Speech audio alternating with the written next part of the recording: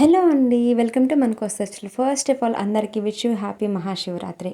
So ఇవాల్టి మన special video వచ్చేసి పాల తాలికల రెసిపీ అండి. పాల తాలికల్ని ఎలా ప్రిపేర్ చేసుకోవాలి ఏంటి అనేది వీడియోని ఎక్కడ స్కిప్ చేయకుండా చూసేసి మనమైతే నేర్చేసుకుందాం. సో ఇప్పుడైతే వీడియోలోకి అయితే వెళ్ళిపోదాం. హలో అండి, అందరికీ మహాశివరాత్రి శుభాకాంక్షలు. ఈరోజు మహాశివరాత్రి సందర్భంగా పాల తాలికలు ఎలా చేసుకోవాలో చూపిస్తాను. పాల తాలికలు దూసుకోవడానికి నేను ఒక 1/2 కేజీ బియ్య పిండి తీసుకున్నాను. నేను పాల తాలికలకి తడి పిండి తీసుకున్నాను. తడి పిండి అంటే బియ్యం నానబెట్టి పట్టించిన పిండి. పొడి బియ్యంతో అయినా మనం చేసుకోవచ్చు పాల తాలికలు. ఇప్పుడు నేను తీసుకున్న ఈ తడి పిండిలోకి 1 స్పూన్ మైదా పిండి కూడా కలుపుకుంటున్నాను.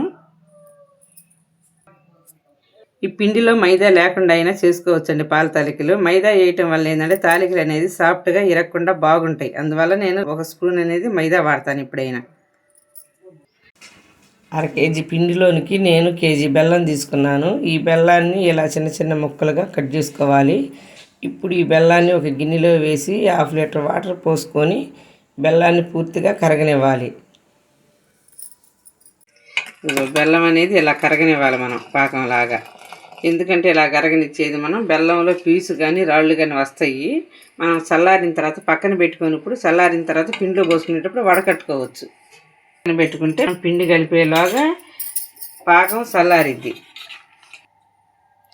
ఇప్పుడు ఈ పాకం కొంచెం పిండిలో పోసుకున్నాం. పిండిలో ఏంటంటే సప్పగా లేకుండా పిండిలో కొంచెం వేసుకొని కలుపుకుంటే తీపిగా ఉంటాయి తాలికలు అనేది. కొంచెం పాకము, కొంచెం పాలు. పాల తాలికలు అంటే పాలు ఎక్కువ పోయాలి. ఈ విధంగా కలుపుకోవాలి. కొంచెం వాటర్ కూడా వేసుకొని కలుపుకున్నాం. ఇది తడిగా ఉంది కదా పిండి, పాలు కానీ నీళ్ళు కానీ మనం చూసి పోసుకొని కలుపుకోవాలి.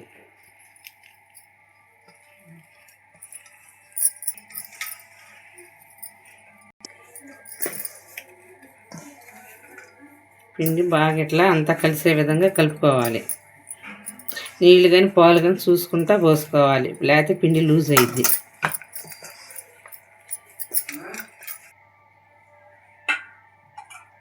కొంచెం పాకం వేద్దాం. వాటర్ అయినా వేసుకోవచ్చు, పాలు అయినా వేసుకోవచ్చు, పాకం అయినా వేసుకోవచ్చు, ఇవన్నీ వేసుకోవచ్చు కలపటానికి.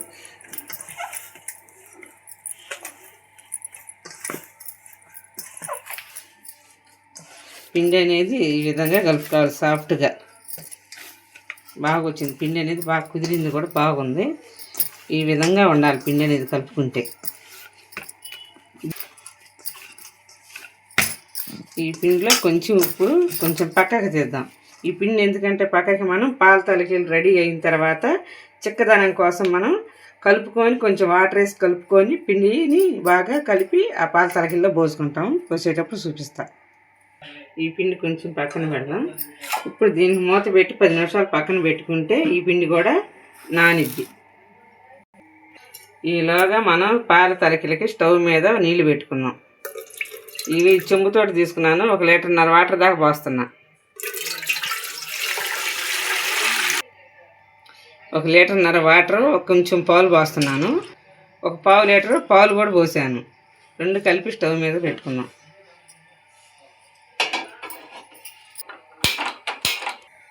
ఇప్పుడు ఈ పాలు నీళ్ళు అనేది 10 నిమిషాలు తెరిలే విధంగా కాగనిద్దాం. పాలు నీళ్ళు అనేది తెరులుతున్నాయి కదా, ఇప్పుడు మనం దీనిలోకి పాల తాలికలు ఒత్తుకోవాలి. ఇవి పాల తాలికల గిద్దలు. కొంతమంది మూకిటితోటి తోస్తారు పాల తాలికలు అనేది. నేనైతే పాల తాలికల గిద్దలతోటి తోస్తున్నాను. ఈ పాల తాలికల గిద్దల్లోకి కొంచెం నెయ్యి వేసుకొని ఇలా అప్లై చేసుకోవాలి. పిండి అనేది అంటుకోకుండా ఉంటుంది. మన చేతికి కూడా ఇలా కొంచెం నెయ్యి రాసుకొని పిండి ఇలా చేసుకొని ఈ విధంగా కొంచెం తీసుకుంటాం కదా పిండి, కొంచెం ఇలా చేసుకొని మనం గిద్దల్లో పెట్టుకొని ఒత్తుకోవాలి.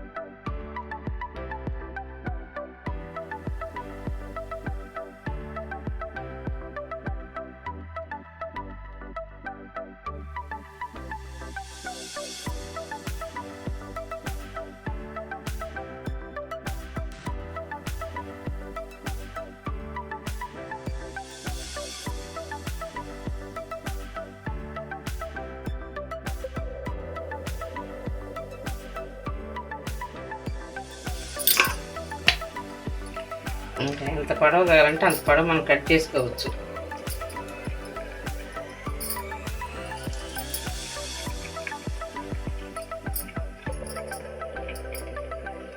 చక్రం లాగా తిప్పుకొని అయినా గైడ్తో కట్ చేసుకోవచ్చు. లేకపోతే మనం ఎంత వాటికి కావాలో అంతవరకు ఇట్లా కట్ చేసుకొని ఉడకనిచ్చుకోవచ్చు. అప్పటికప్పుడు కొంచెం చేసుకోవాలంటే ఇలా చిన్నగా ఉండగా చేసుకొని కొంచెం ఇలా చేతితోటి చేసుకొని అలా అయినా చేసుకోవచ్చు. లేదంటే చేతైన మూకిడితోటి అయినా చేసుకోవచ్చు. మూకిడితో అయితే కొంచెం కష్టంగా ఉంటుంది. ఇలా చేసుకున్న చేతితో అప్పటికప్పుడు కొంచెం చేసుకున్నా బాగుంటుంది. పిండి అనేది అయిపోయింది. ఇక మనం లాస్ట్ తాలికలు ఒత్తుదాం.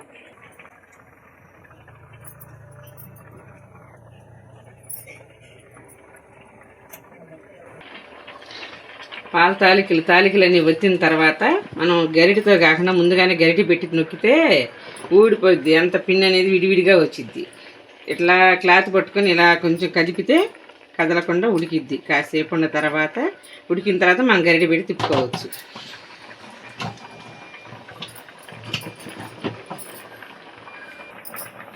ఇప్పుడు మూత పెట్టి 10 నిమిషాలు ఉడకనిద్దాం.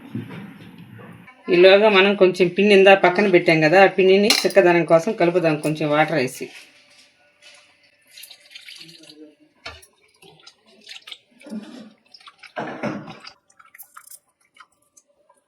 ఈ విధంగా పిండి అంతా కలిసేటట్టు కలుపుకోవాలి చక్కగా.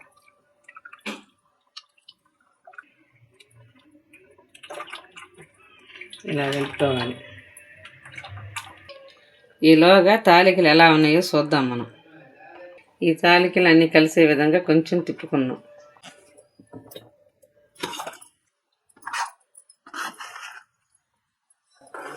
ఇట్లా తిప్పితే అన్ని విడివిడిగా ఉడుకుతాయి.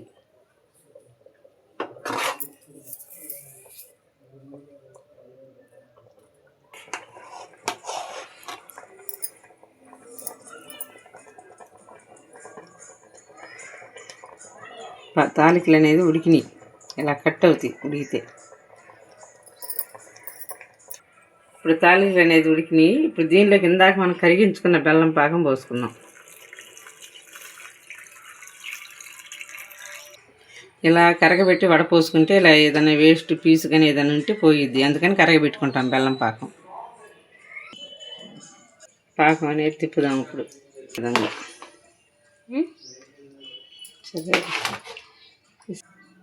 ఇప్పుడు ఇందా చిక్కదనం కోసం పిండి తీసాం కదా, ఆ పిండి పోసుకోవాలి. మనం పిండి పోసిన తర్వాత పిండి బాగా చిక్కబడింది. చిక్కబడిన తర్వాత ఇప్పుడు పాలు పోసుకుందాం. పాల తరికలు అంటే పాలు ఎక్కువ పడతాయి. మనం లీటర్ పైనే పోస్తున్నాం పాలు.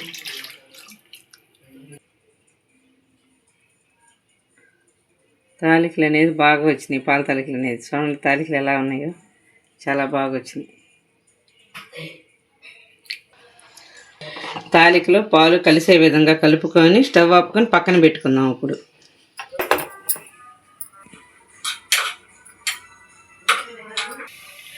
ఇప్పుడు దీనిలోకి డ్రై ఫ్రూట్స్ అన్నమాట, నేతి వేయింది.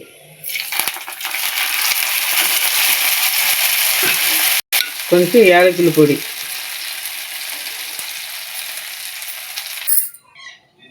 ఇంతేనండి. పాల తలకలు అనేది రెడీ అయిపోయింది. దీనిలో సాదా పప్పు నెయ్యి వేసుకుని తింటే చాలా బాగుంటుంది.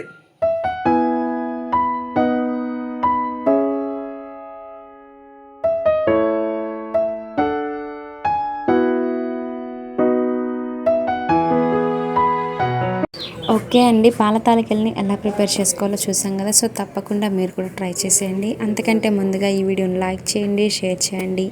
ఇలాంటి మరిన్ని మంచి మంచి వీడియోస్ కోసం మన కోస్తా రుచుల ఛానల్ని తప్పకుండా సబ్స్క్రైబ్ చేసుకోవటం మాత్రం మర్చిపోకండి. Thanks for watching.